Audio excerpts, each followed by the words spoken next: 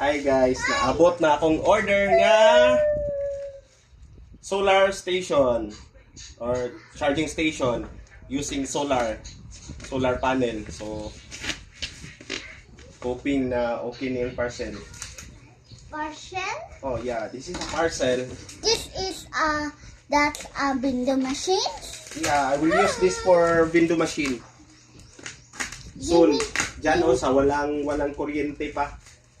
Give me Gamitin ko your to. box, please. Well, Gamito na ko ni sa walay kuryente nga lugar. I-try na ko gamit ang solar. Ini ano man ako ni sa kuan.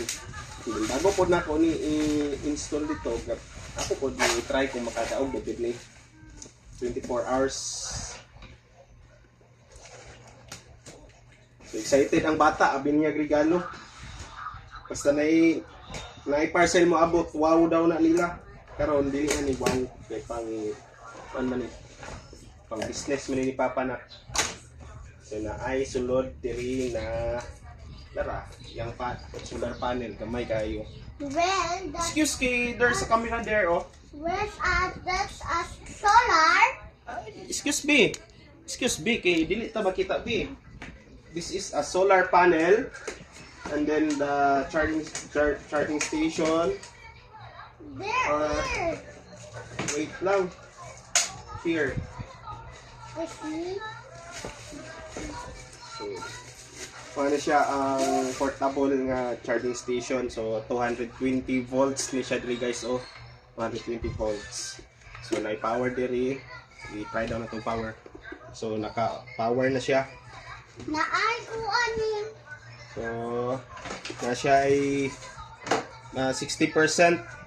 So kung gamito na to ni, kung gusto na to mga appliance na to kay 220 volts man na. Kanina So pwede na to ang siya easy.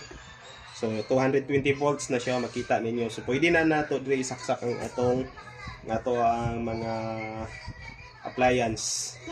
So i-charge na to ni. Tatang charge man. And then aside sa solar panel guys, pwede po din nato siya i-charge sa kuryente. Ayos kayo siya. Pwede nato siya i-charge sa kuryente. So money yung charger. So goods kayo.